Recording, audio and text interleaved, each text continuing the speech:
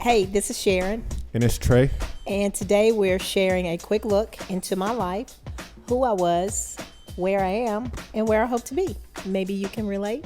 All right, let's get straight into it.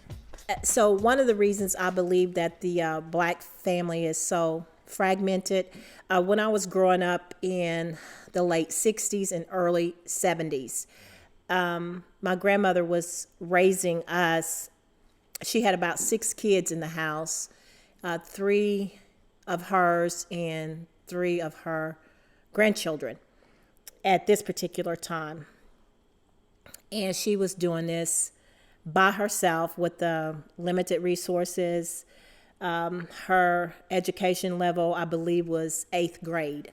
So she could only do, jobs offered to her would be housekeeping, things like that. So she wasn't able to really make a living to support 6 children. So she had welfare and she got food stamps and any type of government assisted programming she signed up for.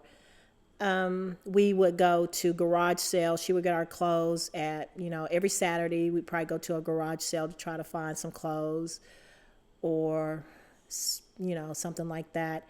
But I remember something that sticks with me even today. I couldn't figure out what was going on then because I was just a child. But in my community, there was about 5 houses that needed to be condemned, but we were living in them. On today's market, these houses would immediately be taken down, but that was all the housing that they could afford. And I would look around, and what was missing out of all the 5 houses, there was no father figure, there was no husband, and there was one mother I'm raising. She had 3 girls. There was no dad. There was another lady. She was raising some of her children and her grandchildren. There was no dad. In our house, my grandmother was raising 6 children. There was no dad. And that was the common thread throughout this community. I'm like, where's the dad at? And so there was a lady that would come to our house, and we called her the welfare lady. And what she would do, if you were receiving this monthly check from the government, back then they called it assisted family. I'll have to think of it. But anyway, you get this monthly check and these food stamps based on how many kids you had in the house, and they determine how much support they would give you. But this was the deal. You could not have a man living in your house. So my grandmother, she had to make a choice if she wanted to be able to support these kids or if she could get married and have a husband. And if she got married and had a husband, then they would stop the support. And for thinking back then, and jobs were really difficult. We're talking about the late 60s and the early 70s, even, right before the civil rights movement, before Martin Luther King is killed. We're talking those times when jobs were not just readily available for black people. So when you make a decision like that, you got to think, how am I going to be for sure able to feed these kids? So a lot of times, I didn't know this, that these women were having to make that type of decision, and the man couldn't stay there because they would actually have a person come to your house and look for signs of a man. And if they determined that you were lying or you had a man in and out your house, they would stop your funding. Why was that rule? Where if they found a man, nah. Like, what's the point of that? Like, they felt like he should be able to support the family. They would not support a man. They would not. And that was so true. I remember about 10 years ago, because I can still remember the lady that used to come to our house. And about 10 years ago, I ran into this lady at a funeral. It was so, it rised up in me. I thought, that's that lady that used to come to my grandmother's house to make sure there was no signs of a man living there. Also, there was a designated person that would like a restaurant person who would come and look at your kitchen and make sure it's clean. Right. Right. So I thought actually, this is the system that our United States government deemed okay. So what we're going to do, we're going to help you as a family with dependent kids. You can come down here and apply for what was called welfare. Mm-hmm. And based on the amount of kids, we're going to give you a check each month to help support you and these kids if you cannot work. And back then, my grandmother couldn't work because, number one, there was no job for her to get that would help her manage, paying rent, trying to support all these kids. So she qualified for this support. Mm-hmm. But the deal was, you can't have a man. And she could not be married. I'm jumping ahead, but that changed, right? Yes. Do you know when? No. Not during the time I was on welfare. Because I never heard of that. It is so true. And a lot of people never knew this. I witnessed it. It's Right. not anything I'm sure they're proud of. Because I'm sure looking back, they go, what was we thinking? And why was this okay? To go in someone's house and make sure that their family is fragmented. Do you think it was more so they were making, because that's where you start saying, oh, that's evil. Like, that almost sounds like the system welfare was implemented to break the family up. Yeah. But is that the case though? Like, because I don't know how it actually started, when the government or whoever was like, okay, look, we have these communities. I don't know where it goes from there. Like, how did it even start? Yeah. I guess I need to look at the origins of. Absolutely, absolutely. So welfare, I would have to go back and actually research welfare. We grew up on welfare, and a lot of people don't know the rules to welfare back then, especially if you weren't impacted by it, because there were thriving families. Most of those families that were thriving were white families. You got to remember that a lot of the people were like my grandmother. They didn't have the opportunity to go to school. A lot of the jobs they did were on the farm, and it was very difficult for them to get jobs back then. They just wasn't as plentiful as they are now. The resources limited. And so you got to remember, like a person like my grandmother that was taking care of us, born in 1921, they were still burning black people out of their homes and their resources. A lot of bad things were still happening to black families. And it was a lot of separation happening with black families. And the government was playing a really big part in it. Because when you think about how evil the welfare system was, not only it was twofold. It was one, it did break up families. And then it also, on another hand, could make you very dependent upon the government. Like, this is where I get my bread and butter, is what they wanted you to. They felt like they were your daddy, if you will.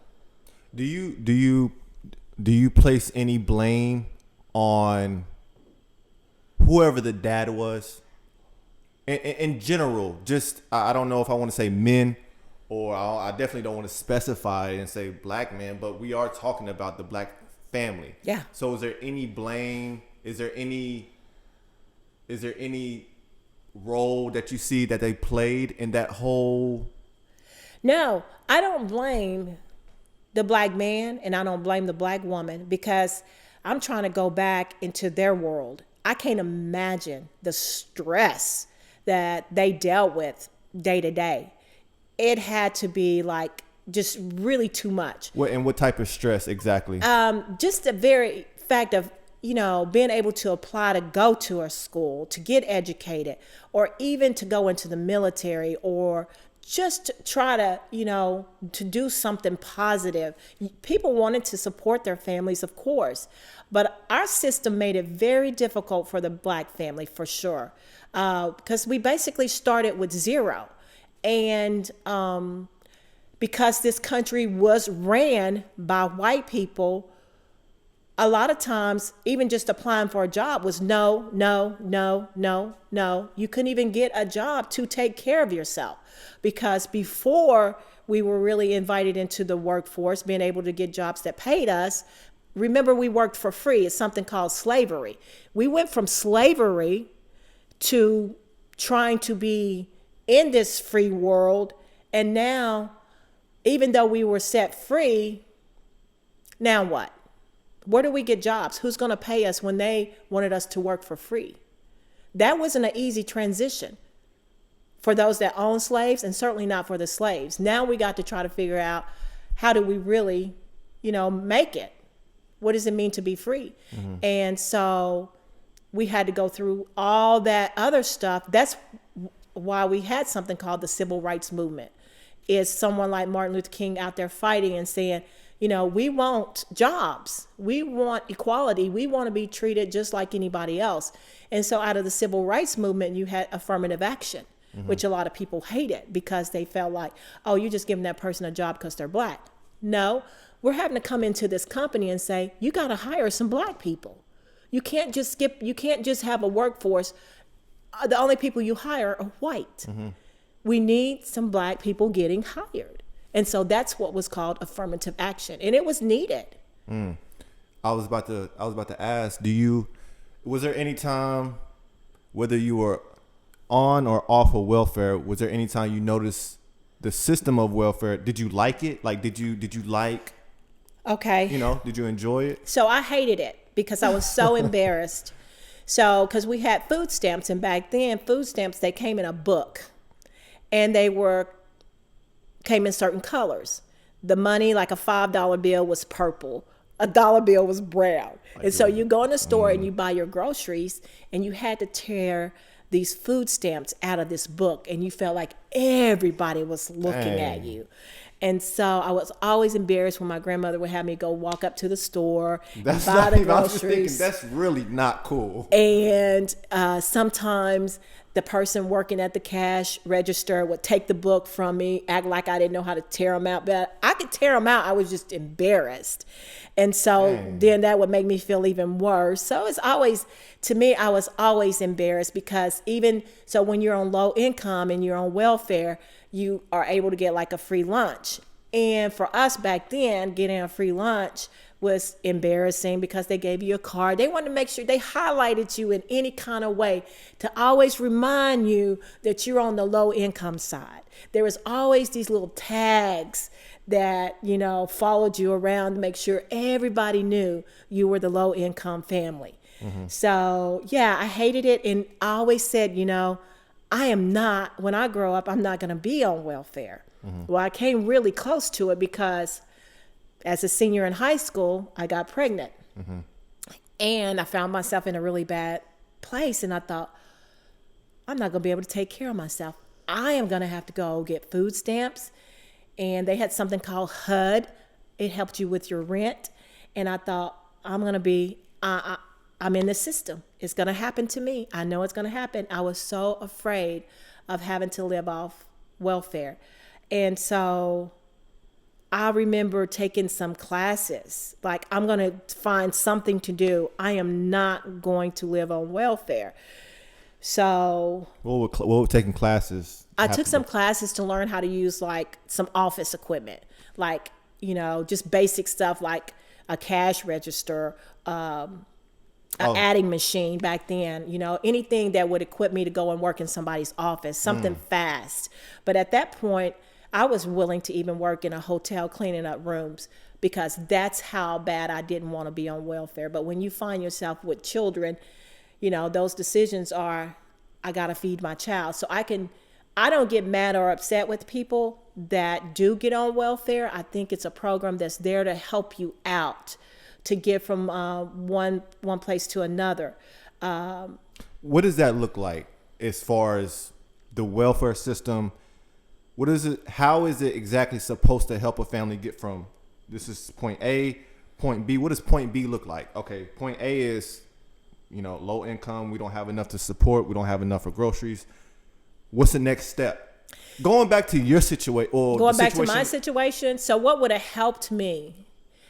by your situation, I mean where there's not a male, they coming in inspecting your house saying, hey, so what's the next step after that? Do they expect you to be on welfare, feeding your kids, and then you supposed to find somebody like a male and then get off welfare? Yeah. Or, so that was the whole thing. Once you got married, that's it. but was that the goal? Like, did the welfare people have an idea about how the family should develop? And they were saying, hey, you can have this money. The goal is for you to do what you need to do. And as a woman with kids, you should be looking for a man to help provide for the house. I'm not saying that. I'm saying, is that how they were thinking? Or do they not even think like that? This is just money for you, and you do what, how are you supposed to come out of that is what I'm asking. How did they think you were supposed to come out of that? I don't think they thought that through. I really don't think they cared. I think they were putting a Band-Aid on a bigger problem that they had created. The problem really went all the way back to slavery. How do you recover from slavery? When you have people coming out of slavery that have nothing to start with. You don't have a job, you don't have land, you have nothing. So you're supposed to navigate through that. I can't imagine what life was like for people coming out of slavery and having nothing. So there had to be some kind people in this world. So I'm going to say there are some kind people in this world where they helped people that were coming out of slavery. So there were some good people that said, you know what, this is not right. These are people, and we need to help them help themselves. And so there had to be, or we wouldn't be where we are today, because we were definitely the minority. There was way more than them, and thus the Civil War, that's what that was really about. Mm-hmm. The Civil War in this United States more people were killed from that war than I think any other war in the country, in the world maybe. It was a lot of people killed. Yes, we can look that number up. A lot of people were killed, Americans against Americans, when Abraham Lincoln decided no more slavery. Mm-hmm. Well, the people down south was like, you're not going to tell me what to do with my slaves. Mm-hmm. These are mine. I bought them. So I just didn't know the war was that big. I always say that, like, I go back to and I'm not trying to put my civics teacher out there, shout out to them, but I never understood. I just never took any of that in when we was talking about wars. And so you would have asked me, I would, World War II, World War, but I didn't know the Civil War was that huge. Yeah. And the reason you don't know is the same reason I didn't know, because they don't teach it in the public school.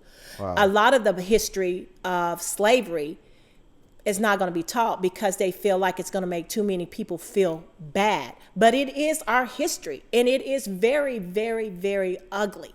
And I think the more we know about it, the more we understand a movement like the Civil Rights Movement. Even think about the Jim Crow laws down here in South, where black people and white people were not allowed to go to school together, period. That's called the Jim Crow law. That was real. And so when you talk about the Little Rock 9, those 9 kids that had to have protection to go up those steps at Little Rock High School, that was just in Little Rock. And if you go back and you see how the kids were looking, the white kids were yelling and shouting at them, and all they were trying to do was go to school. And they had to have the army, the military there to allow these kids to walk up that step. And there was like governors saying, we will never have black kids at our schools. We will never have black kids play football on our teams. That's why I just want to be sorry the whole week. It was crazy. But that is what they fought against. They were fighting all that stuff that we don't necessarily have to deal with in an overt way. We still deal with the remnants of it. But can you imagine trying to live back then? Mm-mm. And facing this kind of junk every day? and they had the power, you were powerless. All you had was your voice and begging, somebody to give you a job, give me a chance. And then when they did give you a chance, you can best believe you were paid a very few dollars compared to what other people were making. They were not going to pay black people the same amount of money. They were used to black people working for free. Yeah. One thing I was thinking about is back when you were experiencing all of that, when you were a little girl and y'all was on welfare, did you notice any other black families that not came out of that, but just didn't experience that was around you, that you saw and you knew? Was there any around you? Yeah. There was a black family, I remember. And what did they do? Like, how did they act and all of that? Yeah, they did act different. And I can remember she was actually, her mother was a teacher and her dad had a job. They had a car. That was a big deal. That's I hear that. The fact that you say they had a car, it's so normal now, but that was probably like another house back then. And her daughter kind of acted like, kind of snooty. And I remember. But why you say snooty though, real quick? Because people say that. Yeah, I'm going to say because she really. People call me snooty, and this is okay. And I feel like that might be for the same reson, but I'm not. I don't feel like I'm snooty. I just, you know what I'm saying? Like I don't even. I know I've been called snooty, but it's because I don't, I guess, interact the same. Well, no, she really did have like a way about her, because there were other black families that had jobs and lived way better than we did. But I remember. And this is how certain things will stick out. It was her. My grandmother had bought me these shoes at a garage sale, and I hated those shoes. They were black velvet shoes, and they were pointed. And I knew that this was gonna be a problem when I wore them to school. I knew this was not gonna go good. But she made me wear them to school. And that girl told me I had on some witch's shoes. And as a kid, I can't even forget that. I think that was like in the 6th grade or something. And still to this day, I think was I was the Wizard of Oz 5th. out yet? Huh? Was the Wizard of Oz out, the movie? Yeah, because the Wizard of Oz, actually that movie was made in 1939. So didn't Dorothy have on those? Is you talking about Dorothy-esque? No, Dorothy had on a more of a round. They were round. Black, yeah. And so, but these were, I'll never forget them. They were velvet and they were pointed. And velvet meaning what? The outside material? Crushed, the outside material. And you can rub it and you can see the... Yeah. It would change colors. Or not change colors. So it got to the point to where I would take them off before I got to school. And I would put these other shoes on that I had. And probably some gym shoes. Yeah, I think there was some little black tennis shoes or something like that. But yeah, I didn't wear them anymore. But she made fun of them, and it really hurt my feelings because she was one of those popular kids too. She ended up being like one of the first black cheerleaders in the area. So that was a really big thing because I don't think the school had ever had any black cheerleaders. And so, and it just seemed that, she really had the life. And, but yeah. And this is the same girl that when I asked you about, is there anybody else that, that wasn't on welfare, that was a black family? This is the girl that made fun of you? Yes. Oh, okay. Yeah. And yeah, there were other, I didn't really know the struggle of a lot of kids, what they were really going through. My best friend, she lost her mom when she was a little girl, probably about 5 years old. And so she ended up staying with her grandmother too. But I never heard her really complain about anything to the degree that I did. I guess I was more vocal about it. I think some people think they're disrespecting their family when they talk about, the negative parts of it. But I'm not disrespecting, or I'm not even trying to dishonor my grandmother.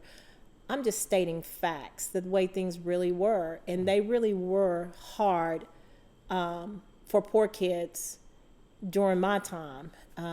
They were hard. And how did it impact you just through life, not having that male model or somebody to support you, talk to, any of that? How did you feel about that? And That's a good question, because you're making me think that, back then I never had anybody to go to crawl up in their lap and share, what I was going through, male or female. My grandmother was just too crushed by life and, trying to figure everything out. And so, yeah, I'm sure it had a negative impact on me. Trusting men had to be very difficult. And I do remember talking to God and asking him, how come I didn't get to have two parents? I wanted a mom and a dad. Can I have a mom and dad? I thought that was really important. And I think not having a dad or even an uncle that sometimes will step in and, be that missing piece, or, I never had any of that. So I think what that does is cause me to have a very skewed view of men. There's no way I could really relate to them in a good way, because first of all, I don't know how to trust them. I don't know about them. I don't know their movements. All I know is they are missing in action. So for you to come to that conclusion, did you have any just everyday living? How was it with men coming in and out of the house? Did you see them a lot? Yes. Maybe they weren't consistent, but did you see them? Yeah, my grandmother had a friend, a man friend. He had his own home, and he would come and do work around the house for her. I knew they were more than friends, but you never got to see really any closeness between the two. It's like, maybe this happened when we were at school, but I was aware that they were more than friends, maybe boyfriend and girlfriend, but it was really kept on the lowdown. But I saw him as a nice man, a very limited interaction. My grandmother was very, she didn't let us really be around a lot of men also, because something had happened in the family where she had to watch the girls. Yeah. And so I had very limited involvement with men because my grandmother didn't trust them. Yeah. So, yeah. Oh, so yeah, I can see where because I was going to ask you where the mistrust really came from. Like, did it come from an absence, or did it come from something you may have seen? But that kind of answers it. If your grandma already is setting that tone where it's, hey, I'm telling y'all what it is. This is, then I can see where the mistrust comes. At least starts from. I'll say that. But was there anything more, I guess, more as you got older, maybe teenage years, where you kind of started to see life and you could see, maybe you could compare yourself to the other families that had two parents? Did you see a difference in the way, I guess, in the resources they had? And because there had to be some families with men around that weren't doing better, just because they don't automatically make a better situation because you got a man around. Right. But of course, for me, that was always, a big deal because they weren't around. So, but yeah, I could see, like, once we got into high school, and kids that were allowed to play sports, kids that were allowed to be in the band or make trips, school trips. And then there was the kids that had the vehicles that, drove cars to school, and then they could go off campus and eat. And we always had to walk to the cafeteria. So yeah, there was, life was different. And it's different because you say that, and I'm thinking about, I remember taking my girlfriend at the time, and I have to admit, I was already out of high school. She was a senior. And I remember taking her lunch to school, and here you talking about You know, it was like a very privileged thing to be able to, Oh yeah. you know, eat whatever you wanted to and drive. I'm driving. I don't even live in the same city. I'm drive you. I don't know when it was, but I don't want to make it seem like I was driving an hour to take her lunch. Yeah. But Yeah. Yeah. So. times are definitely. I don't even want to use the word change. It's just almost flipped. And I say flipped because it ain't been that many years. Right. Right. So. Yeah. I do want to say that I think the reputation that was put on not just the black man, but the black family was unfairly given to them. And what I mean by that, the black man was looked at being someone that abandoned his family. And that was not always the case. Sometimes his back was not just up against the wall, but this black man, his back had been beaten and he had been given very little resources to do anything with, and he was supposed to figure it out. So yeah, some of us were able to navigate through all that, but some of us was just lucky. And some of this stuff that was dumped on some people was just too hard to get out of. You got to think about all the mental pressure.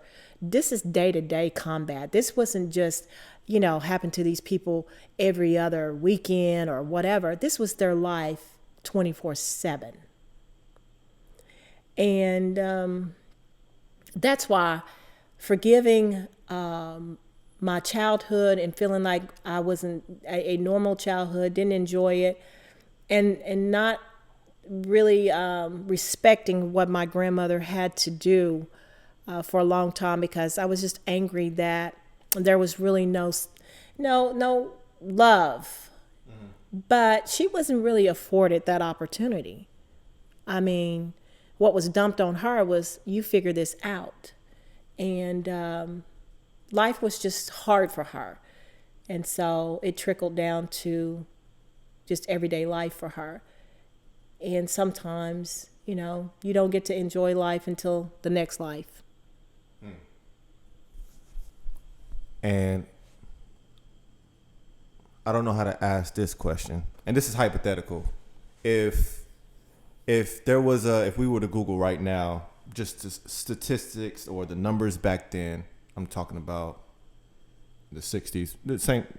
Okay, so if it said that the same number of black males and white males wasn't left the home, left the family, wasn't around.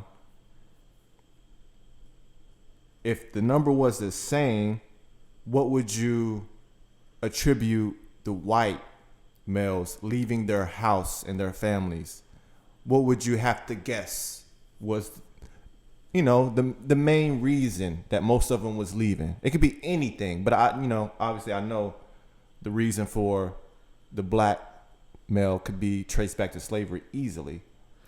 I want to say probably for white men was just infidelity that would lead to divorce. And because there was very little ways to reconcile once there was infidelity, and typically the man cheating, finding him another woman, they would end up in divorce. And pretty much that would be the reason he's absent from his family.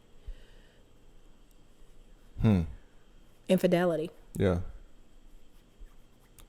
I'm kind of curious about that now. I just want to, I'll look up the numbers later, but I wonder what the gap is between how many black males weren't around versus white males, because I just don't, some things are odd to think about for me. Like, if I'm just putting my naiveness out there, when I think about an Asian family, I just, it's probably the Asians I've been around. I grew up here in Fort Smith.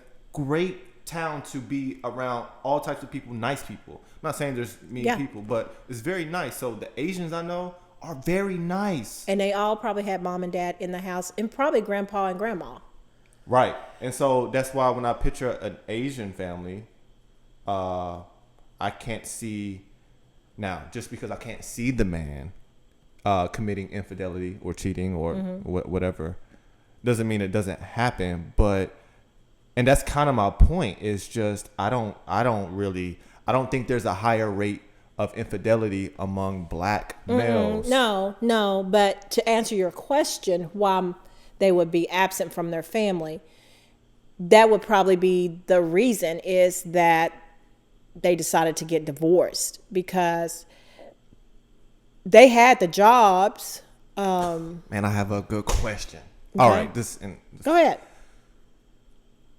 So we can take a black male in this example, just because there's probably more to go with it.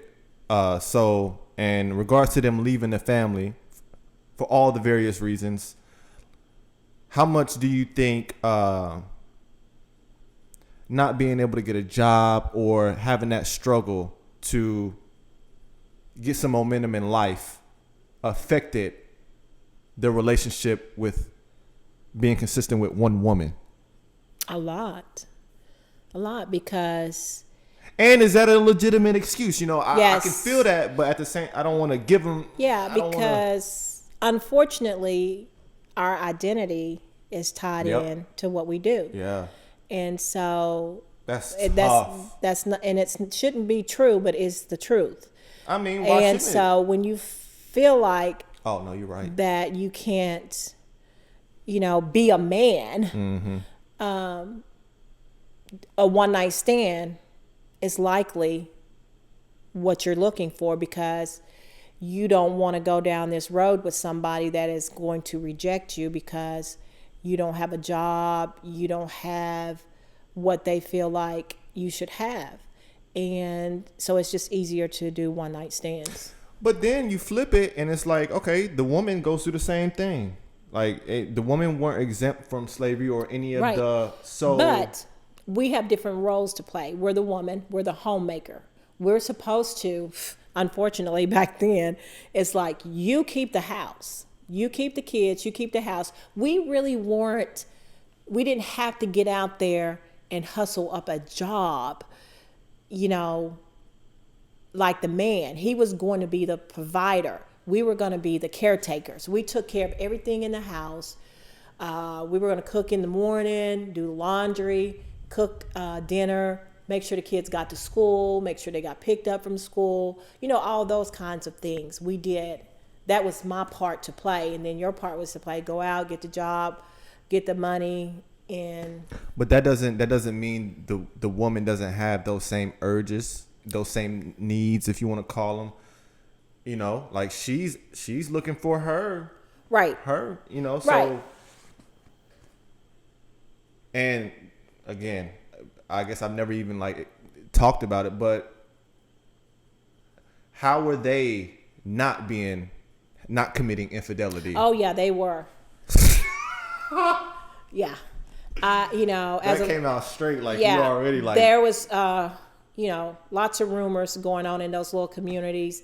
This woman is sleeping with that woman's husband, and he comes over her house at midnight. We had some really nosy neighbors. So who left who then? Who left who? Okay, so this is you really getting ready to dig up some of these really this is what really went on. Now you take these small communities and you will find out some of these kids are not just cousins. They're actually sisters and brothers, because, this one man, he hit that house one night, he hit that house another night, and he may have a wife over in the other community. But these women, yeah, you're right. They wanted some company. Yeah. And if it meant sleeping with your husband to have company, then that's what happened. And you would hear these rumors about, she's sleeping with her husband and his husband or her husband. But so no, there was stuff going on. So to circle back, why is it often looked at as the male being absent? That's the statement. Is the male was absent. Okay, and the reason for that is because wherever the kids were, and the kids back then were typically always with the mother. And who is that up to? Well, they just felt like the rules, these unwritten rules, that kids were better with the mom. She was more of. When you say they, you talking about I'm who? talking about the society. It was like if someone was going to have to leave the house, it's not going to be the woman. You can't just let her go out there and try to hustle up a job. Somebody, in order to get this welfare check, somebody's got to leave this house. So how did the families back then usually move in together? How did the relationship start? Was there a common procedure? I know today even I mess it up. I'm just coming to a point where I realize, I shouldn't do this before I do that. Was there like kind of a traditional way to, okay, boom, you come out of high school, you meet somebody. Yeah, it was much harder back then because you kind of had to sneak around and do it because there was this sin thing. To live together, you're living in a life of sin. So a lot of people wouldn't even move in together, or at least they wouldn't broadcast it or tell their parents because they were going to have to deal with the fact that you're living in sin.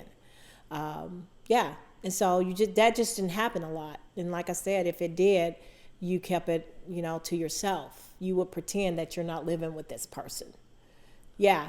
Just even the telling somebody they living in sin it's such a powerful statement. It sounds like, I don't ever want it's almost like moving in a haunted house. Like, you don't want to be in a haunted house. You don't want to live in sin.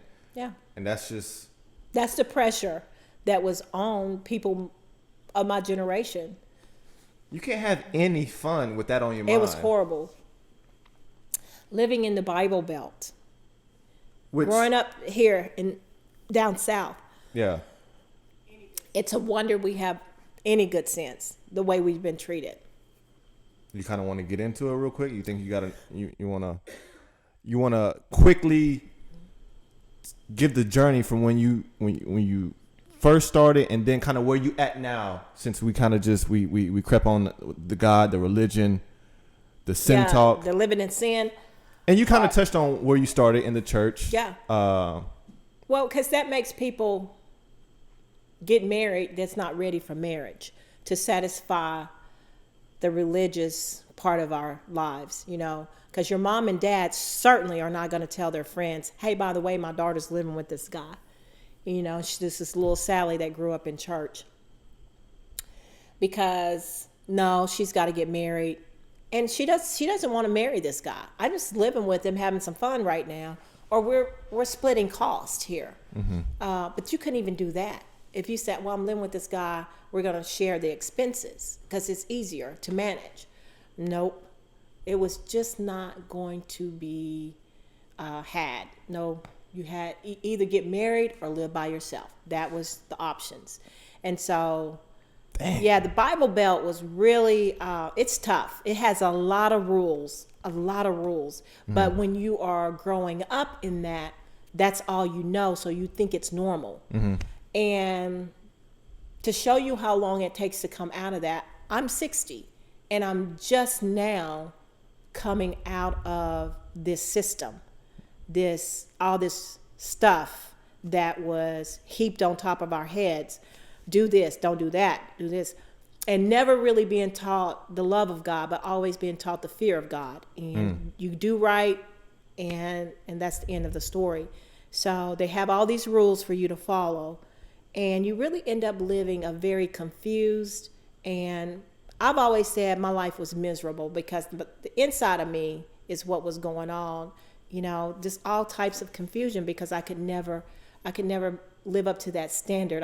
I was always constantly missing the mark because, after all, I grew up in church and never experienced a relationship till I was 17.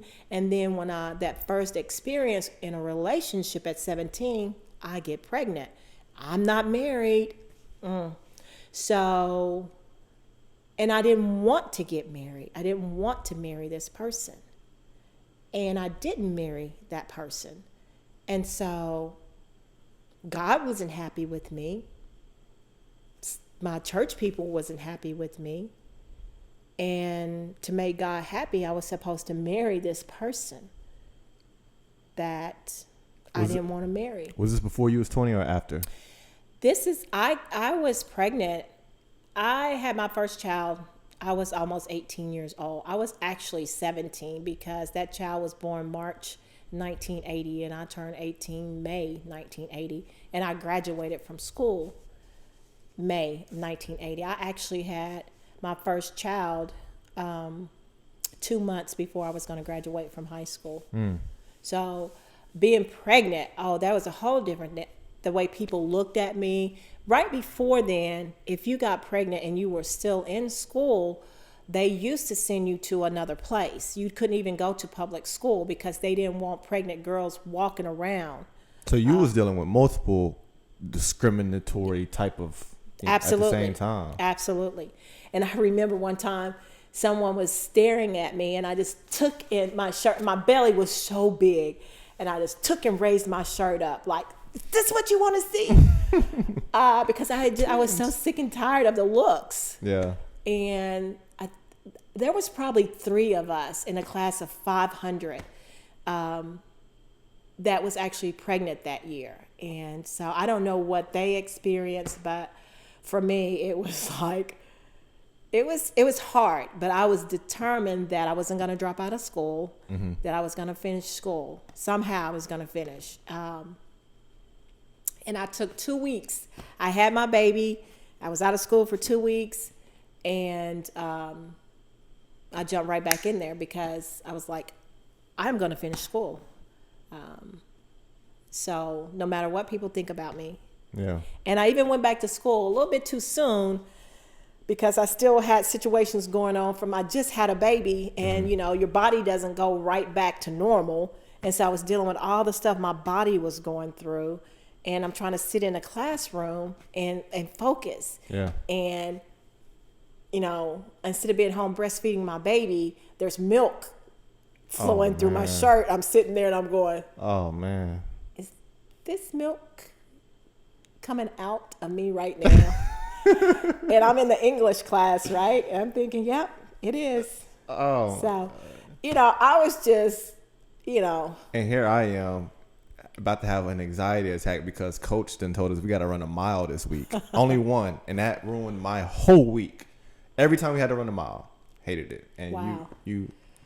But I wanted to ask, was there any time that you, between, I guess, whatever, 20 or whenever really, that you just was in love with Christianity, God, whatever you described it as, but you just felt like, man, I love this. It got you high for real. Like you loved it. Like you didn't like the church you were going to, but at least. No. You felt, no? No, but there was times I was loyal, committed, because I thought at the end of this, it's going to be worth it. That I am doing. But I feel like that would produce some type of. No, I didn't fall in love. It's been about a year ago. Mm-hmm. Prior to everything else that I've experienced, and I've been in a lot of different denominations. I've heard some good music. I've heard some good preaching. I heard some good teaching. But it all became just something I did, felt like it was a good thing to do, that it was going to give me good standing with God. It was going to give me good standing in the community. People are going to see us as that good Christian family. I'm going to be able to pass on some good values to my children. They're going to see me committed to my husband, see me committed to God, and good things are going to happen for us. Mm-hmm. I thought this has got to be the right way. But to ask me if I loved it, No. And I tell you the reason I think I never fell in love with it, because it wasn't real. But you don't always know that when you're going through it. So That's true. You may not know it, but something in you does. like what? I think the core, Because that could just be doubt, you know? the core of who you are never goes away, even if you never acknowledge it. It's there. The core of who you are is always there. And you may never, ever get to acknowledge that on this side. Now, there will be a time that everyone's going to know who they are. And I know who I've been told to be. I know who I've been told to act like I was. But I never knew who I was. And so I just never fell in love with the phony. I just participated. So how do you distinguish between, you know, what you call what's real, and when you going with it, but you don't feel like it's real, how you say it? Because there's other examples, like what about a relationship? Yeah. With someone else, you know, Yeah. you could look back and be like, oh, that wasn't real, but you don't say that. There's no way you would have said All that. of them were real, but what were they? The realness of them, what did they represent? Some of them represented just, lust. Some of them represented, something in common. We both like basketball. I like talking to this person. There was different parts of it, what made that person attractive at that particular time. And I can say one of the most attractive things about my husband now is the fact that I did have 2 children when he met me. And the way he interacted with my little girl was very attractive. I thought, yeah, this gonna be our daddy. So that was very important. And so he was very childlike. Yeah. So what part do you feel like you enjoyed about your religious journey? What even though if you felt like it wasn't all the way real, what part did you enjoy? Whether it be the singing, the dancing, whatever. Yeah, so there is some good parts to religion, and it is called community, because you meet some. Don't say that. Because we don't even, I know. Okay, so no, you might have had a different community. Yeah. Back, you had several of them. So. Yeah, I had several, and throughout the years, there's some things that I wouldn't have missed out. There is something funny about being in church with some certain people, and the things they say, the things they do, looking back. So I had something to look back on and say, yeah, how did we even believe that? Is there any of the people that I would know from back then that you enjoy? You don't got to name them, but just is there? Because I remember the church in Spiral. The church in Spiral, very small. There was only a few of us. Yeah. But yeah, even before that, so not really. At that time, remember, I kind of started going to that church because, that's where my grandmother was going. And then she got to the point to where, her health didn't allow her to go. And I remember, so when we would go over there on Sunday, you didn't want to go to church. And so you guys would end up being on the floor playing with your Legos. That brought her so much joy. And the little animals. So I let her look forward to that, and I would suffer through going to church. But I remember, one thing I remember about that church in Spiral is while I remember, this sound nasty, I picked one of the biggest boogers and I ate it. Yeah, and I was so okay with that. I could see that happening. What is that? Why do our kids do it?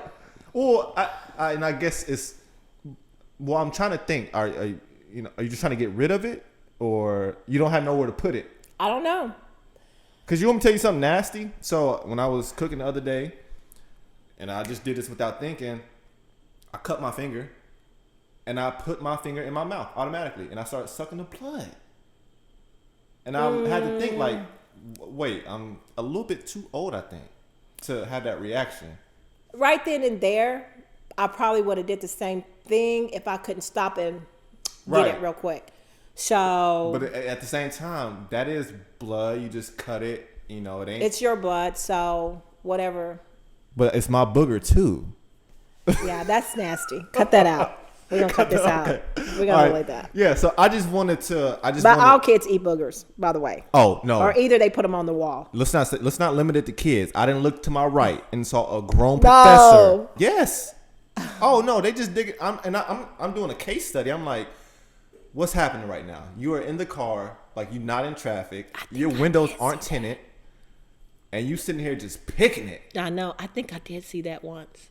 Must have been the same You guy. said once. This is not. I had some friends in college that I had to. I'm just like, I thought we were similar. We hooping and you end up just digging in your nose like ain't nothing going on. But I don't know if that's just one of our things that we don't do, but plenty of people do it. But yeah, so back to the question. It's just, so you said you enjoyed the people most out of this journey. Is there anything else maybe? Like, cause we got into our like, I don't know what to call it, but we were really studying, I'll say, scripture and trying to interpret it. So there was never a time where you just liked reading just to be reading or anything like that?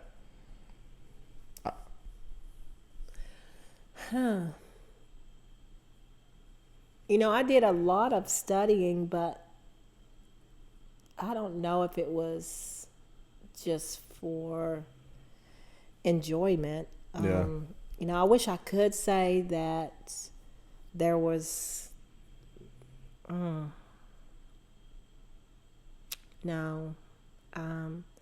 A lot of mine was just muscle memory, or I had been trained as a child to do these things. And so once I came out of the freedom of not having to do them, but then feeling like, well, maybe I need to go back to the way I was raised. Mm-hmm. It was just strictly,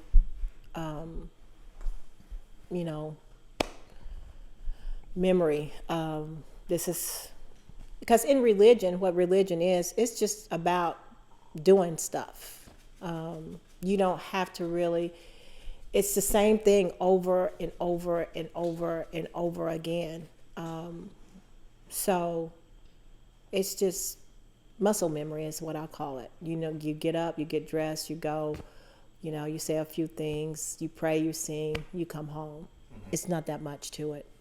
And so I want to say it was routine for me. So, and I don't know if you're getting a little bit tired, but I'm going to ask you one more question about the religion journey. Now, where you're at now, looking back, what would you personally do different if you had, I don't know what to call it, but if you just had your way, how would you do things? How would you want to run a church, or how, if it don't include running a church, how would you want to spread this message? How do you, just whatever. I've heard some speeches, and I want to say maybe it was one of the speeches by Denzel Washington or someone. Mm-hmm. Maybe not him, but anyway. It might be. I've heard him talk about God a lot. It was something about, I wish I had known this when I was young. And I think about, could I have heard this at that age? Did I have too many distractions? Because what I have to share now really is life-changing. And I wish I had somebody that would have just almost sit me down and just said, you're not leaving this room until you really hear what I'm saying, because this is life-changing. This is going to make your life better. It's not that I'm trying to keep you from dealing with some of the struggles or pitfalls, but because you're going to have those, because life is going to come at you no matter what you believe. Life is coming. It's going to knock on your door and sometimes knock you on your ass. So it's coming.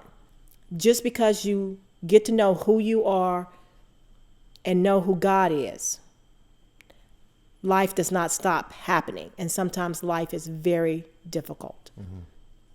But what happens when you know God, and that's the message I would want to share with people. First is really get to know the character of God. We've made it so difficult. So if you can get to know the character of God and who he is and what he thinks about you, nothing but love. And that helps you start to know who you are. And then you start to see others different. And you don't see people sometimes like you would normally judge people that maybe be down and out and go, they're not even trying to do anything. You don't know their story. But when you don't know the love of God, you don't care about knowing their story. You just want to judge them. But once you know the love of God and that he loves all of us, you might want to stop and know that person's story. So you might be able to help them and care for them in some kind of way, even if it's just to listen for a moment or two. But knowing the character of God changes everything. And how did you do that personally? So what started this part of my journey was I was sitting in church one day, and there was this teaching from the book of Matthew that said how we must love God. It was a command. It wasn't, try to love him, do your best. It was a command that said, when was this? Do it. This was about 2 years ago. Okay. And so I'm sitting there thinking, that's a command. That's not a recommendation. And so I thought, how can I love God like this? It says to love him with everything. But before that was cool though. Yeah. That day it hit me different. It hit me different. Why do you think? Like, was it just one of those, for whatever reason? I feel like when that happens to me, something I was already, like something had to be going. Like I realized something today, and I guess I would just say it was a product of timing, and I don't know how to describe that. So I like that. Yeah, and perhaps that was. I wish the timing had been a lot sooner. I don't think I was bold enough to challenge things that were taught from the pulpit. The pastor is the pastor. He's the teacher. He is the enlightened one. Who am I sitting out here on the pew thinking that I can question what my teacher is teaching? He was teaching that. So, but I had a problem with it that day. And so I wasn't going to be passive anymore. And I had decided that this time I'm going to be authentic, whatever that looks like. This part of my journey is going to be real. And if it means challenging everything that I have been believing, then that's what we're going to do. I am not going to go the rest of my life pretending that I understand what he just said, that it made sense to me, and this is just the way things are, and if I don't understand, that's my problem. No, that's the wrong answer for me now. And it's not the answer that, it's going to happen. It's progressive. Well, I've been at this for almost 60 years, and it hasn't happened. What hasn't happened? That I've known the love of God and that I've been able to love him with all of myself. That has not happened for me. And like I said, he read this from the Bible. It wasn't a recommendation. It was a command. It's something that said, love the Lord. And if you can't get that right, then the rest of it, you can just forget. That's not even trying to do any of the other rules.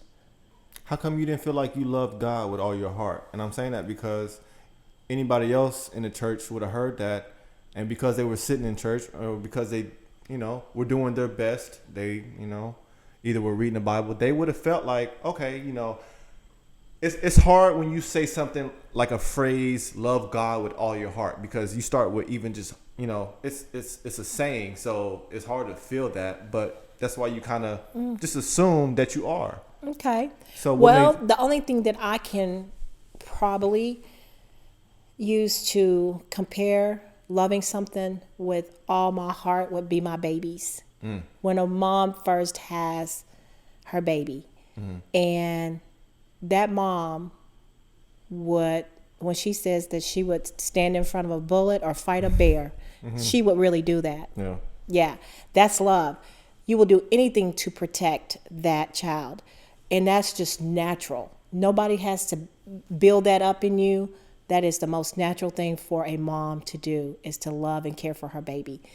And I knew I didn't even have that type of love for God. But I wanted to be real about it, because I knew if he had asked me to do that it was possible, but I didn't know how it was possible. But I can remember some of the things I learned early in church was, if God did ask you to do something, he also made provisions. And I thought, well, what was the provision that he made for me to be able to love him? And the answer to every question is Jesus. I said, some way through Jesus, he's made it possible for me to love him the way I'm supposed to. Mm-hmm. And so that is what started that journey. And one day I had an aha moment. The light came on, an encounter with God. Something happened to me one day when I was told that my heart was not wicked and evil and deceitful. That's why I could never reconcile this love for God, because I'm told on one hand that I am a sinner, and by nature I am a sinner, and I have an evil heart. It's deceitful. And I'm thinking, well, if my heart is deceitful, how will I ever know that I love God? Mm-hmm. So it's like they were speaking out of both sides of their mouth. Mm-hmm. It just didn't make any sense. And so I just went on this search. I'm going to find out for myself how I can love God. And I start talking to God, and I start praying about, God, all this other stuff I believe about you, all these rumors I believe about you, can we just get rid of those? And will you allow the Holy Spirit to start teaching me about you and what it is I need to know about you so that I can love you? How can I have this love for you and I don't really even know you? I know what I've been told about you, and it just has always been based on fear. Mm-hmm. I've never loved you from a place of love, but it's always been out of fear. So when I started to know that he was good, that God is good, he is love. He doesn't hate me. He's not mad at me. He's not disappointed in me. That I truly am the apple of his eye. All of his kids are. I had never realized that. No, I'm saying, how did you? It took getting rid of some of the thoughts I had about him before. Like this teaching that had been taught in my religion is that we have dirty hearts, filthy hearts, mm-hmm. and we're deceitful. And so that's why I could never, this math didn't make sense to me. How's it going to add up to me loving God and my heart is deceitful? But did you say something? Did you read something? I did read something, and I also heard something. I started listening to some other voices. Yeah. And this one guy in particular, his whole thing was teaching people about their clean heart. Yeah. You are not by nature a sinner, that you are the child of God. And that was so counter from what you had been hearing. Yes. That it was like, your ears. Yes. Yeah. This was totally different. And it was like, you do not have a dual personality. You are not sinner and saint. You are not bad and good. You are the essence of God. You are good, and sometimes you act bad. But your actions are not your identity. And that's what I had to get away. All these years, I was how I acted. And so I was always on this performance-based identity. And that no longer held true to me. I am not how I act. I am who I am because God says who I am. Mm-hmm. And it was like really weights lifted off of my shoulders. My mind became light and I could breathe. And it was like, oh my God, I know who God is and I know who I am. And this love, it was just like a circle. It just didn't end. It was just, we were together. And the more I started growing in that direction, the less I cared about all that garbage that I'd been taught as a kid. And that's what it became. It's like, oh, that was really garbage. And it's almost criminal in my mind at some of the stuff that's taught today.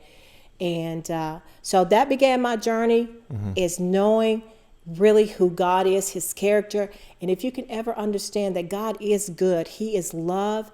Even when they talk about the wrath of God, wrath from God is love.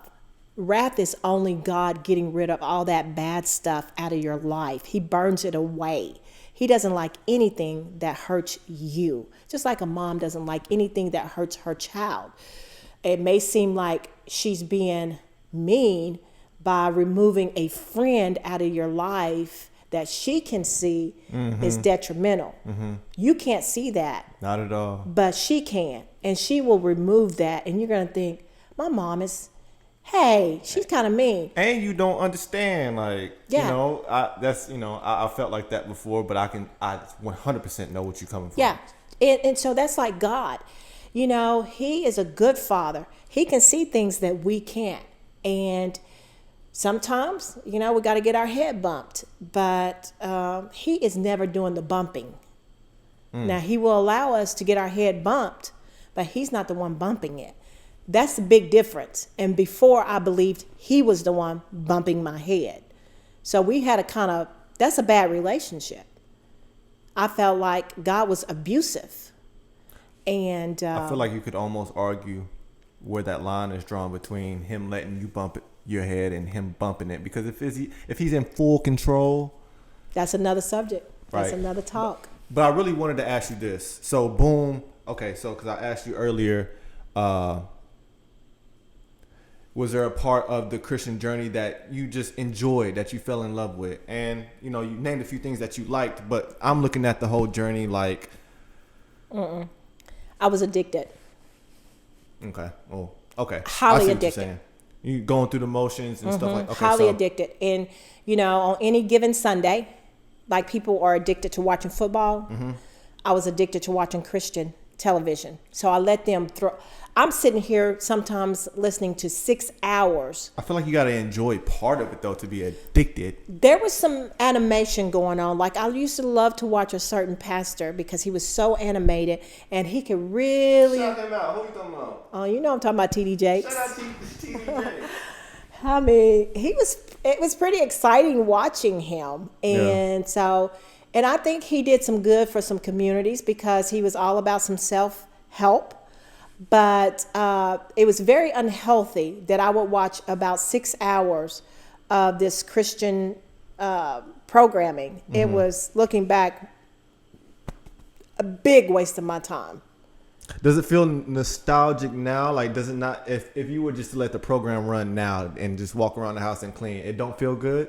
I can't do it. Wow. I've tried to turn on even Christian radio from time to time, which I don't listen to Christian radio anymore because it's just. I feel like it's hard. It's like cymbals really just clanging. It's noise. When I hear Christian radio, because where I'm at now, that's the radio station because 102.7 is okay. So it'll just come on and it sounds extremely creepy. It sounds like if we were all about to be rounded up to go to war, and it's like giving commands like, oh, the apocalypse. Yeah. The radio show sounds like that. It's scary. And but so what I was saying is, because I feel like for you to rip out of that situation, that mindset, the tradition, you had to be at some level of frustration.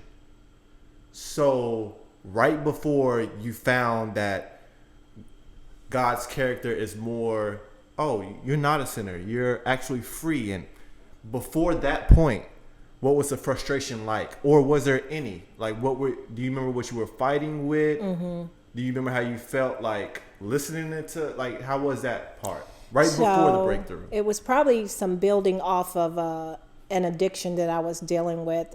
And I had been praying and asking for deliverance. And deliverance wasn't coming. And I felt like I had done everything right. Did you want to say something? I mean, was this a peak? Like, was this a peak desperation? Like, look, I'm about to pray one last time. Was it one of those situations, or was it still a little bit mild where it was like, man, I'm gonna keep trying this and keep trying that, it ain't working? And honestly, I had checked out. I had really checked out and said, you know what, this ain't working for me. And so it's almost 5 years ago that my husband said, hey, I know this guy, you know, they got a church, they invited us, you want to go? And I really didn't want to go. I had really checked out. I was done with religion. And so, because it wasn't working for me. I mean, I had hit rock bottom.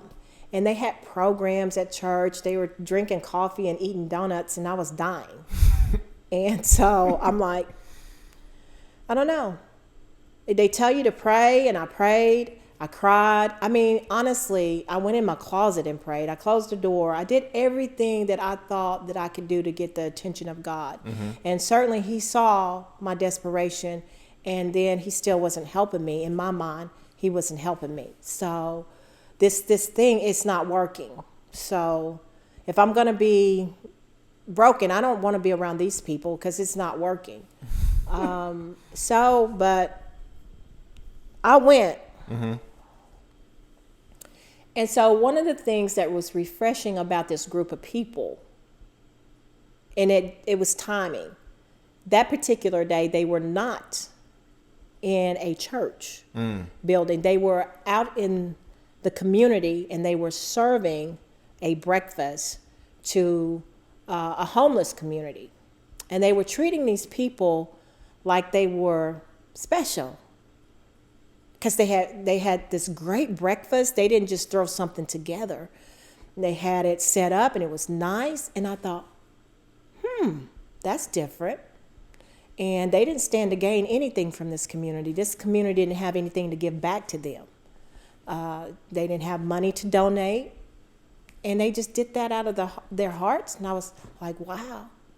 So that was the hook. But we should never have a hook. But that was a hook for me. That snagged me that day. Mm-hmm. And that's not good. So were you mad at churches? Yes.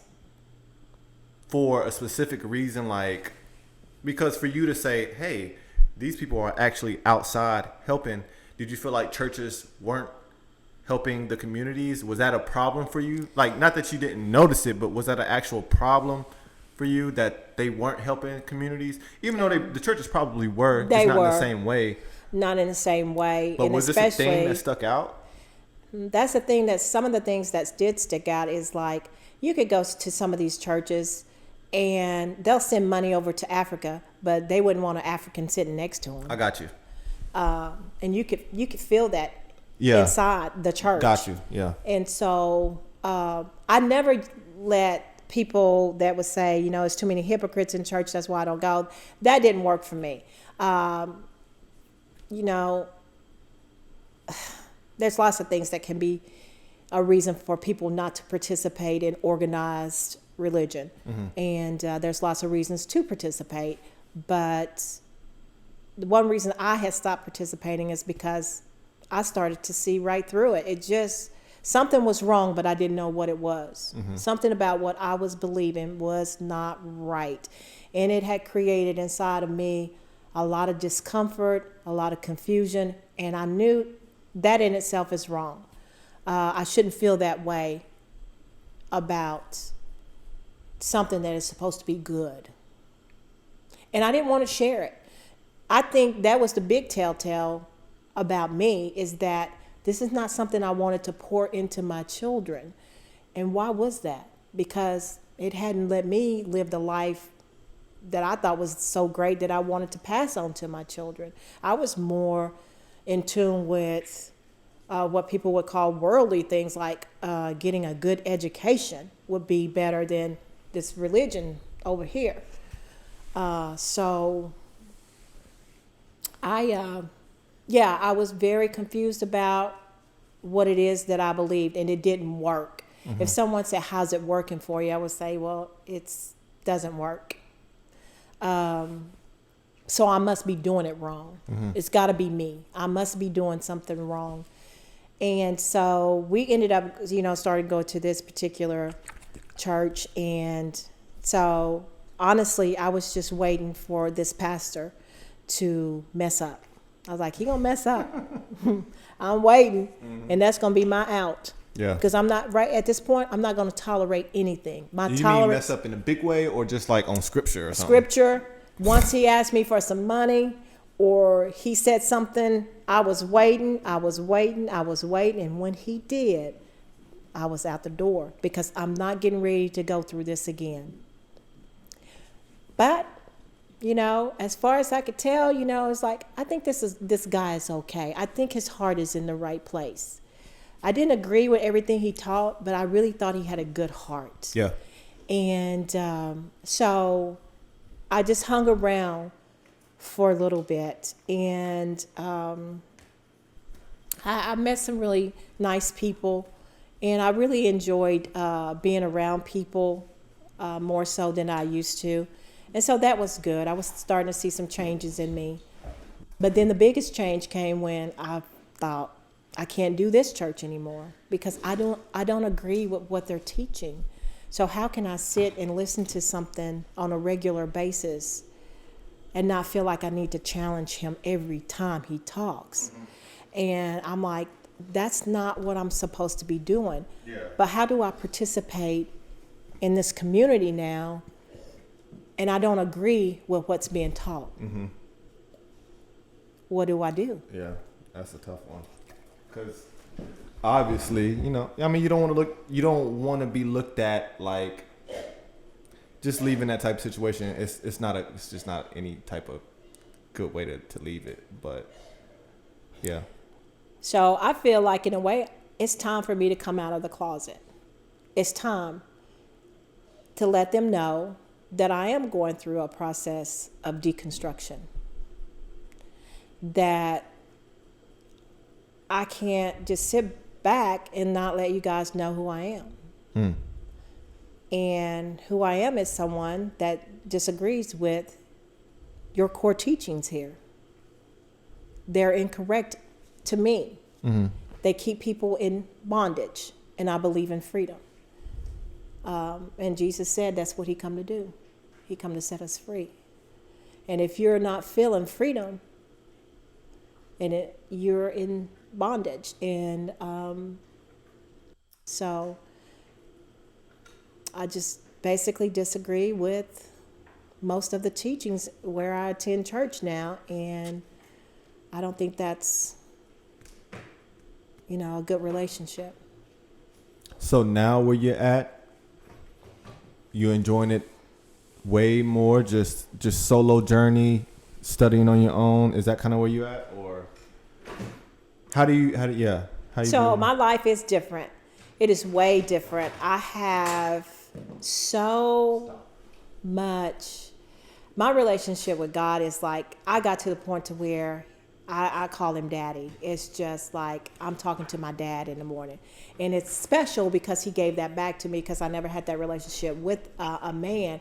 And now I've got, okay, Dad, this is what's going on. And I talk to him about everything. Sometimes it's like early in the morning. My day is really light because I don't have all the heaviness of the world or religion on my shoulders anymore. So it's really light. It's a great conversation.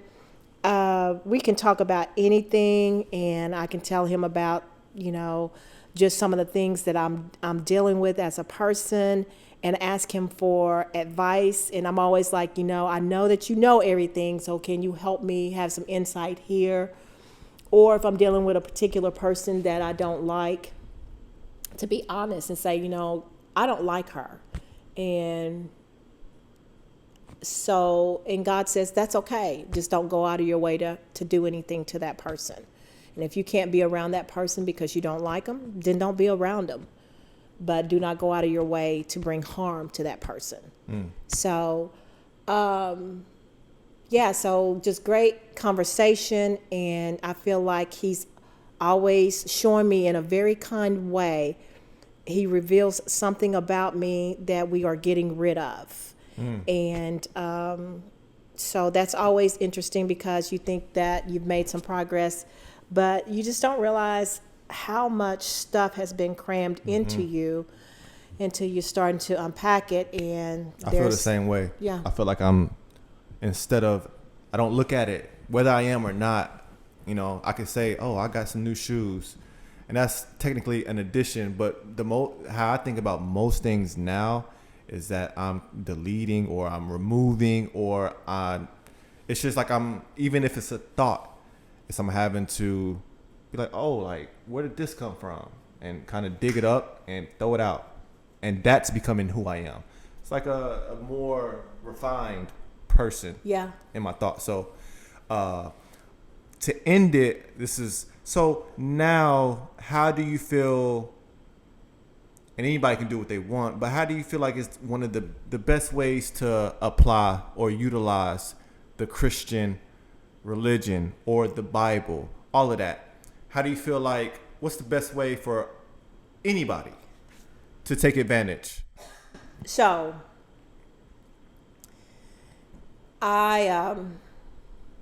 we made this thing more difficult than it has to be. It really is just about being able to live life now. And I think that's the way God designed us. We are to live life now. We don't have to wait till we die and go to heaven to have a better life. We can have a better life now. So I know a lot of people live their life based off what's in the Bible. But what I have discovered is most of us don't even know how to read the Bible. We read it from a standpoint of, gathering information and trying to apply it to our life or something. But that's one thing I can recommend. Just look into trying to figure out how you should read the Bible. There's different parts of the Bible. It's written different ways. It's sometimes written to a certain audience. It's not even talking to you. And yet you try to go and pull something out of the Old Testament or New Testament and apply it to your life based on a culture 2,000 years ago. Yeah, that doesn't work. So go and get educated on, how do I read this Bible? And you will find it will change your life, just knowing how to read the Bible. So is this more of an adult, like they call college like higher learning? These are some principles aren't made for kids, right? It's not really, you can't understand the No, I think depth. a child will probably understand it quicker than an adult. The Bible. How if they can't read it though? Well, once they can read it and they know how to read it, But what age, I'm saying, does that come where you can start actually? Because I feel like you have to have some type of life. You have to have some type of experience. Well, this is where the point I'm at, and this will make all Christians cringe. I don't need the Bible. What I do need is Jesus, and that's a big difference because Jesus is living inside of me. The Bible has been a good tool for me, and I'm thankful for it, but I can live without the Bible. I cannot live without Jesus. Now, I know the Bible is part of the reasons I know about Jesus, and maybe I would still know about him, but maybe not by the name Jesus. So, the Bible is a good tool. However, it is not the Word. Jesus is the living Word that lives inside of us. And so I think we have made the Bible an idol, that it's God, the Bible, and then Jesus. And that's not true. No. So to cap it off, and I'll try to, I was thinking about it. I wanted to ask you, we use the word God so much, and God is probably, it might be the most used word, maybe not in the world, but even if it's in a different language, I wonder if it's the most popular go-to description of what people are trying to describe. And that's kind of where I want to ask is, what do you think everybody is trying to describe when they say God? And I don't know if you off rip, do you got something? I think for sure it's a higher power. But for me, Can I stop? yeah. Let's get real, because this is the end of the podcast. So I'm gonna get real. Just say what I. Okay, yeah. Say what's on my mind. So like, even when you say higher power, I want to break that down because by power, I don't even know what you mean by power. Power is kind of hard to think about. You. So I think they're saying when that term is used, it means it's something higher than me. But what is power Above me. Without higher or lower? What is power in everyday language? What are you talking about when you say power? I can't show you power right now. Right. Something that is more, that is above me. That I am not the one that's making everything happen. I think that's what they make reference to. And again, now that you're trying to make us break it down, it is complicated. I think we say things without even thinking them through. We don't even know probably what we are saying when we say a higher power. But which is not good if we don't know what we're talking about. Yeah, right. It comes out of, just hearing things over and over. We've heard that before, But I know what I mean when I say it. I'm talking about God, my creator. We talked about this a little bit. Even creator. Yeah, just who created everything, the creator of everything from everything you can think of. He is the creator. I'll probably stop right there because we're gonna end up talking about Genesis or something. Yeah. So yeah, but for me, I do believe there's never been a separation between man and God, because I do not believe we can sustain ourselves. So this teaching that we are separated from God, I think is incorrect. I think we are always connected to God, because without him, we could not exist. Do you have a theory on how he created everything? No, I do not have a theory. So what makes you think he created everything then? That comes from just probably my traditional teaching growing up, that God was the creator of everything.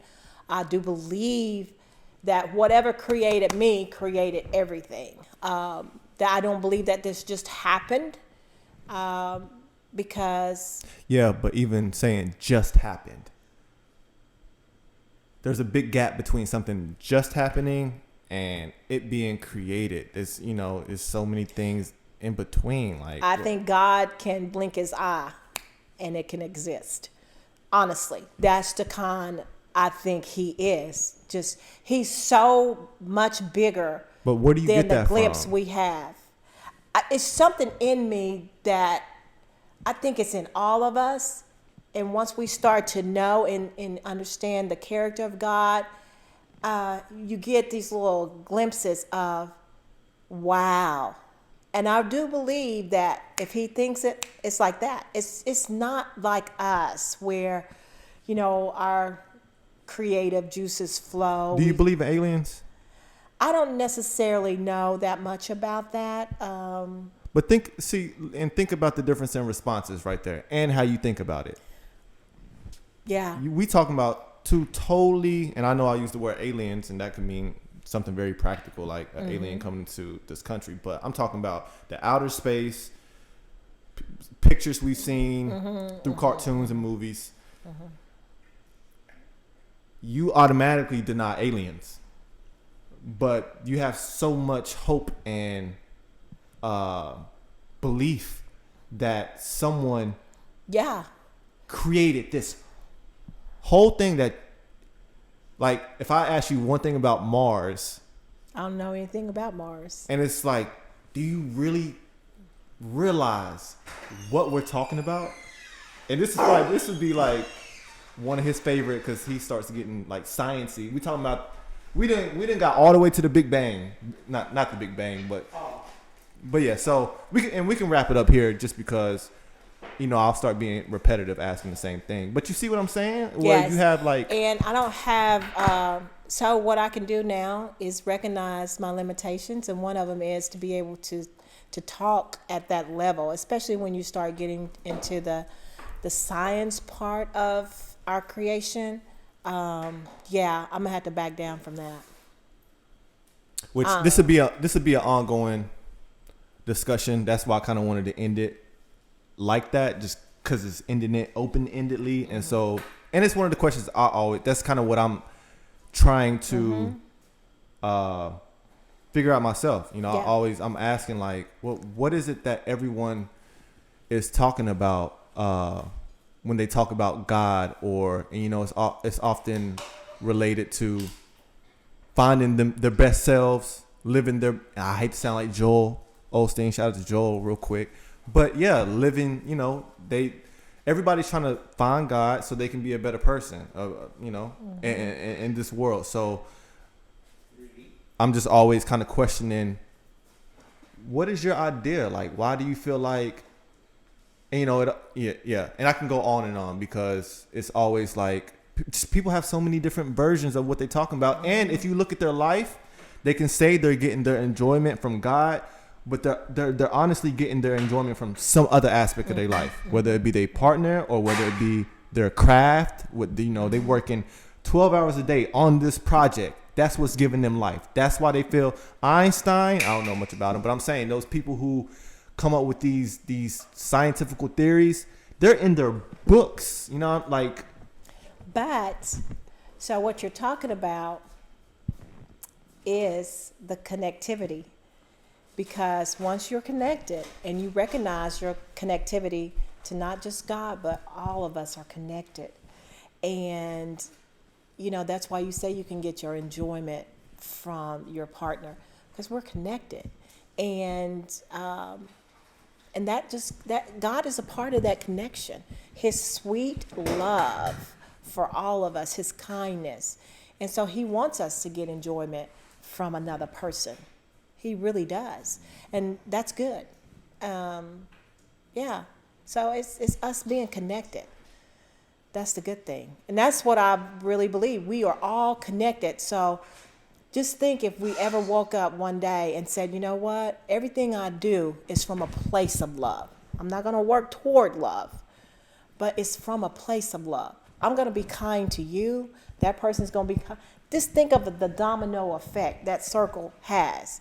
If everybody does that, loves that day, there will be no evil that day, because we all worked from a place of love. So you just saying walk around and be nice to everybody? Be kind, but do not do anything that would bring harm to another person, even if that means refraining or being away from that person. But just from a place of love. And you can only do that when you encounter that love with God. And it can happen. I mean, if you honestly have conversations with God and say, God, I don't know what this love is. I don't understand it. Can you help me? I want to love you. I want to know what it means for you to love me. I want to experience this life you've been talking about now. I don't want to experience it when I die and go to heaven or whatever. But is it possible for me to experience your love and knowing about you right now? If that is possible, help me do that. If it means taking blinders off, take these blinders off so I can see, so I can hear, and I want to experience that. I believe that'll happen for you, because he's not trying to hide from us. He's not trying to disconnect from us. He wants us to experience his love now. I think that's a good way to end it. So I was just about to ask, even Jesus, though, you think he was nice every day? No. So that's what I'm saying. Being nice does not mean not knowing who you are. Sometimes you can't be nice to people. Nice is not the answer right there. Because even as a person that knows who I am, God loves me, I love God. But if you try to harm a family member, I will still blow you away. Love you, but you got to go. Yeah. Okay. So It doesn't mean you let down your guard and let people treat you any kind of way. No, that's not what that means. I remember having those little wristbands saying, "What would Jesus do?" Right. I used to like those. Wrong question. It's what did Jesus do? No, it's what has Jesus done? Because he has done it all. I'll just play. What would I do? That's where I'm at. What would I do? Exactly. Because we can't do what we think Jesus would do. But Jesus has already done it all. Yeah. He's done it all. Okay. That was a great welcome to the SharonMe. I don't even want to call it a podcast because you never know what it's going to turn into. But that was a great first episode. And hopefully everybody enjoyed that, man. We got a lot more coming. And is there any way you want to end it? We're going to end it with a song? Oh my God, I almost forgot our song. So we'll dedicate each episode. We'll give a song that we either feel we just like, basically. It can be new, old.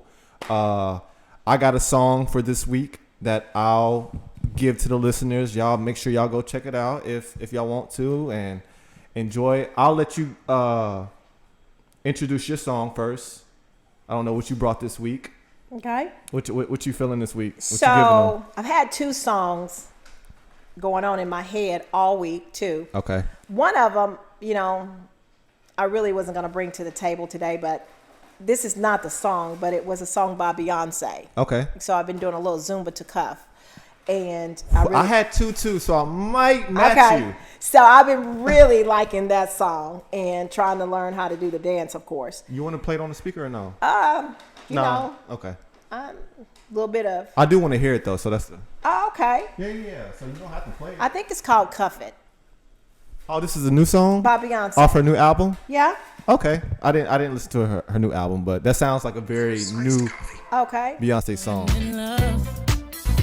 Like I said, this song is my gym song, and typically I'll have a song that gets me motivated for being in the gym, and Cuff It is that song for me right now. So do you usually listen to the same song on repeat, or do you got a playlist? No, I don't have a playlist. You're a repeat type of person? Yeah. The other song that has been in my head. You're not gonna save it for the next one? But this wasn't really the song. Okay, go ahead. So the song, it's an old song. Actually came out in 1989, and it's by a group called Soul to Soul.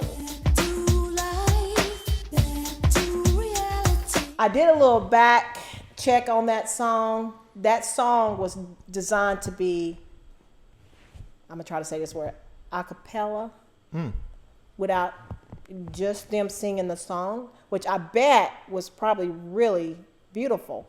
Then somebody decided to put that music to it. And why was that? Was it supposed to be like a national anthem type of thing? No, I don't know. This was not going to be like the big song on what back then was called an album. Mm-hmm. I think it was going to be just a song added on there. And I think it turned out to be like their #1 song. Yeah. Okay. So.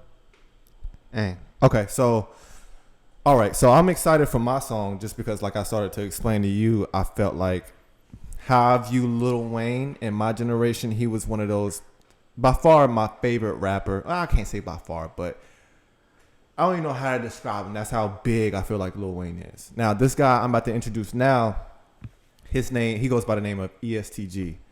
And it's I'm going to just let you listen to it, but I'm excited to see what other people think about him if it's their first time listening, just how he raps, the energy you get from the song, because it's a rap song. So the beat is, I don't know if you're familiar with like what people mean when they describe trap music, but it's like, it's fast paced. It's not too different from the rap you hear now. It's just heavy bass and everything like that. But anyway, ESTG, why I compare him to Lil Wayne, is because, when people listen to rap and stuff like that, y'all probably don't relate to it like this, but you get that toughness. Like I look for toughness. I want to see, because rap, that's kind of what. That whole persona. Yeah. And it's cool to hear it. Mm-hmm. And when it sounds authentic. And that's what I'm getting with this. He's one of those guys where he's putting out those verses. Now, I'm not saying he's writing them or he's the guy, but that's where the tough music is at right now. That's what I'll say. Yeah. Whereas when in my generation, you go back and listen to T.I. or Lil Wayne, I feel like, and there's a lot of momentum behind it. So, and I'm going to play just his first verse, just so you can get a feel. And I kind of want to know what you think too. But this is ESTG. DJ Drama just released a tape with this guy named French Montana, and this is off their album. I know I'm saying a bunch of names, but there's some people out there who will be familiar. So DJ Drama. And this is, like you said, like that song that motivates you in the gym. This is kind of, for whatever reason, has been like my theme song. That just kind of, you know, when I want to play something, get some energy going. I remember Lil Wayne, and it wasn't just black people selling out his concerts. Oh, no, most of them are white. Yeah. So that was, to me, a trip. Oh, yeah. And well, that's going back to the point where I say, like, people, it just, I'm not trying to say when I listen to it that I feel like I'm tough now. But I'm just saying that's why I think a lot of people listen to rap. It's just because a lot of people are talking, you know, a lot of that. It's raw. Violent stuff that we're not necessarily a part of. Yeah. But it's an amusement, just like a movie is. And, you know, so. And I don't know that I would like a rapper that's not there's tough. some good ones. I think it comes, you know, I kind of like, if I'm going to listen to rap. Yeah. It goes together. Yeah. Often, I'll say that. Yeah. So. There are definitely some good, sadder and happier rappers out there, but that's what I'm saying. Like, happy rap doesn't sound as good because you got to think, rap, when most people rap, they rapping fast. Some people rap slow, but rapping fast is more in common with aggression, more intense. The energy's up. Even if you think about it in wavelengths, aggression is very up and down and fast, and like more slower. You got, so anyway, that's my song for the week. Shout out to ESTG, shout out to Soul to Soul, and shout out to Beyonce, because I was gonna play a Jay-Z song, but Oh my God. yeah, I'll save it for next week because that's definitely my theme song now. Okay. That's cool. But yeah, so any last things you want to add to the end of this? Well, just be free.